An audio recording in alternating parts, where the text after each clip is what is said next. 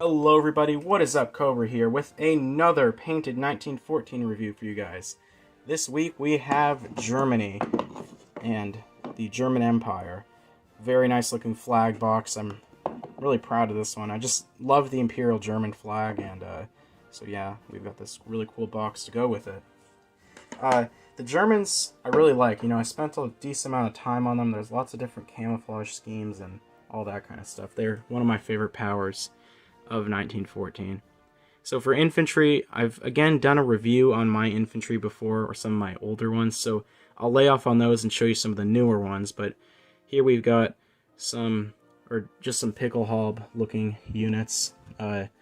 Nothing too much. These are from HAT 172 German infantry.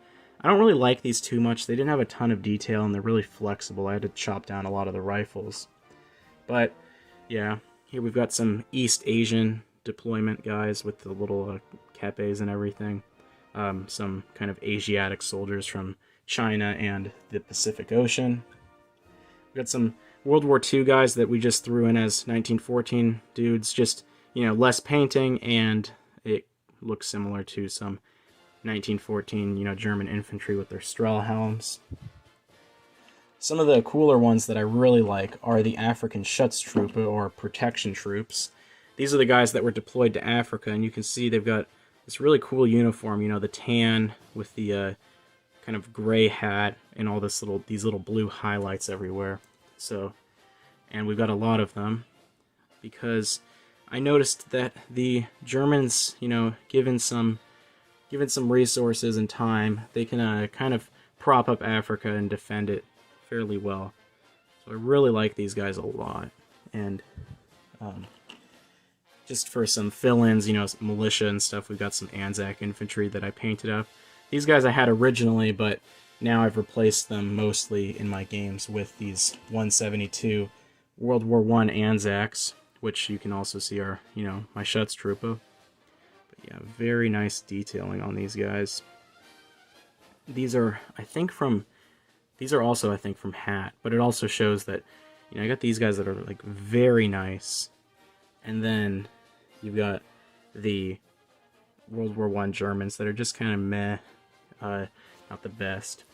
So that is, for the most part, my infantry that I'll show off for now. Got some other little, like, specialist guys, this kind of prone dude laying down. And somewhere in here there's a machine gun team, but oh, there they are. I always like these kind of more heavy infantry. So you can see they're on one roundel kind of base, so that you can see that it is just one infantry, but we've got two guys manning this Maxim machine gun, so very cool looking. I really like this one. So yeah, that is that. And going into the actual units. So we've got the K-Wagon, or K-Wagen heavy, super heavy tanks. These things were massive. I think they had a crew of about 30.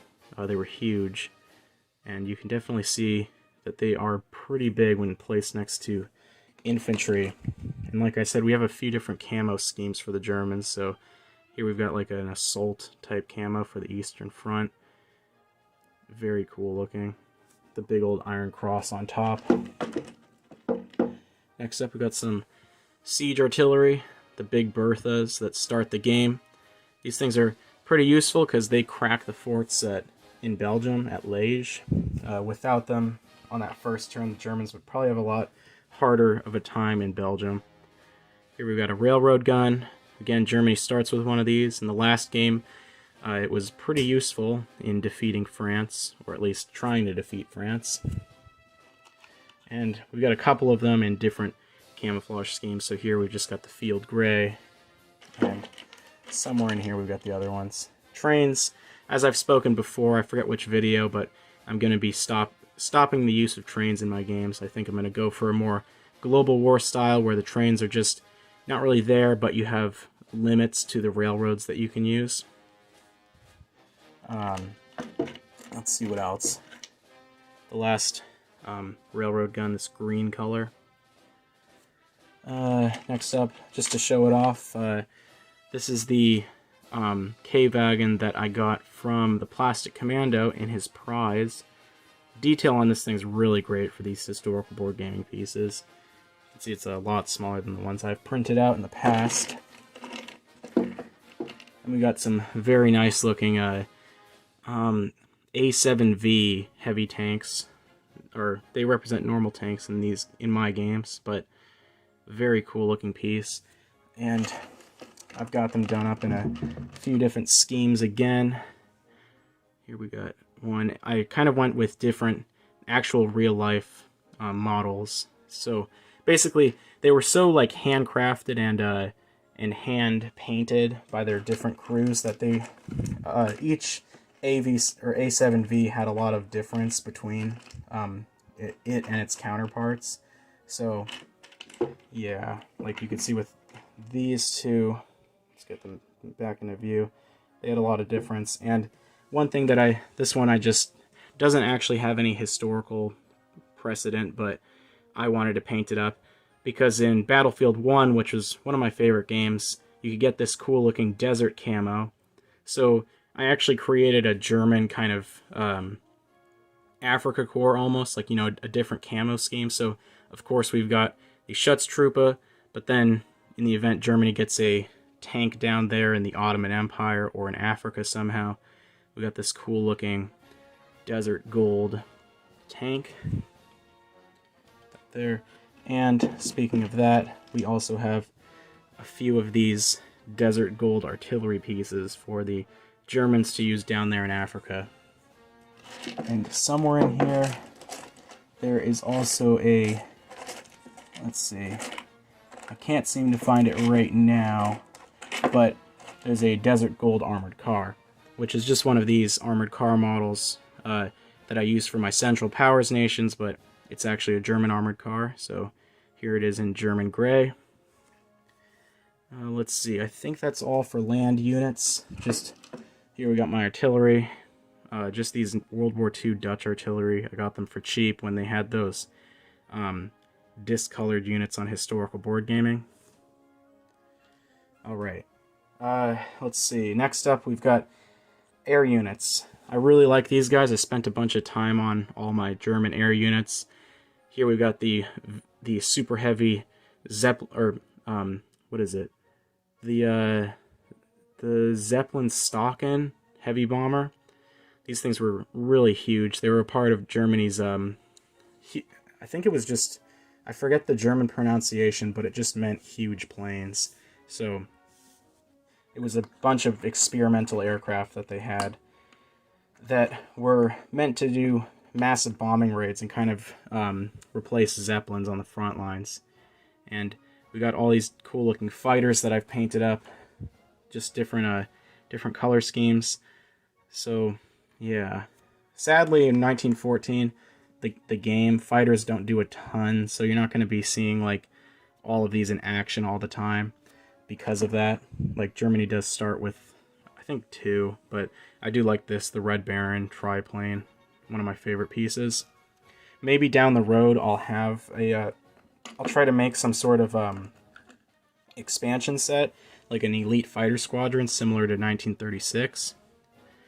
Here we got another aircraft. It was really fun researching all these and getting these different schemes for all my different fighters. We're almost there, getting through all these. Oh yeah, this one I quite like a lot. I don't know if you guys have ever seen it, but the movie Chitty Chitty Bang Bang has the country of Bulgaria, and this plane, I had just watched the movie and I kind of painted it up in the color scheme of Bulgaria, so I really like that one. Alright, and then lastly we have the mighty German Zeppelins. They start as like the chief Zeppelin power in the game. They've got 2 in the beginning of the game.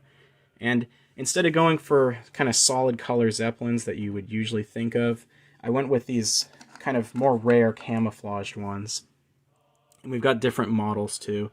This would probably be a late war Zeppelin, one of the experimental high altitude bombers that they built. And yeah, we have some repeats in there for those. But yeah, let's readjust the camera so you'll be able to see the the next units, the naval units. First up, we got the convoy raiders. These guys are pretty nice. Germany can build them at all of their ports that they control, so places like in the Pacific, they can just kind of build these up. They're pretty cheap. They also really suck. They roll at a 1 on a D12, so they're terrible in combat, but they serve as a unit to convoy raid. So it's a pretty cool unit, and as Germany, I built a decent amount of them. I didn't get any good die rolls when it came to convoy raiding, but I really liked their addition. They weren't too overpowered either. There was one engagement when 4 of these were off the North American coast, in the Caribbean actually, so it was kind of like Pirates of the Caribbean. But the funny thing is that I had actually thought, I'll use these not only as convoy raiders, but as blockers, kind of keep the Americans out of the Caribbean. But the Americans showed me that battleships are no match for sailing vessels and blew them out of the water. So it was kind of an intense, fun little battle. Next up we have the mighty German battleship. I forget the name of this one. I think it's a Kaiser class. I'm not sure though. But very cool. And as many of you have seen from my 1914 game, Germany starts with quite a large navy, so you actually get to see a lot of these ships, in action. Here we have the cruiser. And I really like how the wash came out on all these ships. So let's see. Next up, for the next ship we have in here, we got a destroyer. The same destroyer I've been using for a lot of my different nations. We got the monitor. Just that Austro-Hungarian central powered monitor that I've been using. My carrier. This one is another one from the Plastic Commando. It's one of, I forget, oh, there it is. Not going to pronounce that name, but if you wanted to know the name of it. One of the experimental, never-built carriers of World War I that Germany had in stock. This is one that I actually designed, and you can see the difference. Mine's a little bigger in terms of width. And let's see, there's one more ship class in here. Real quick, this is the East Asian camouflage, so the only difference is a white hull, but I just decided to paint some of these up for my Germans in Sing Sao, just to have a different variation. And finally, we have the pre-dreadnought. Let's get some focus there. Lots of guns on this thing. A very cool looking ship. And I guess one last unit in here, the submarine. Germany, surprisingly, in World War I, didn't actually start with a lot of submarines. They were probably one of the least submarine heavy fleets of World War I. So if Germany does want to, do some convoy raiding with submarines, they're going to have to start building a lot of them, because they only start with 1 compared to, say, Britain's 5.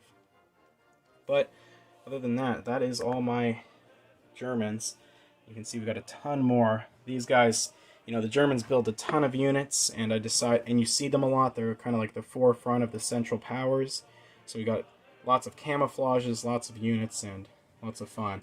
So hope you guys enjoyed this another look into my painted 1914 units. I hope you guys enjoyed. If you have another comment on which powers you might want to see in the future, be sure to leave it down below. We are almost done with all my 1914 reviews, but we have a few more going. So I hope to see you guys again next week, and that'll be all. Cobra, out.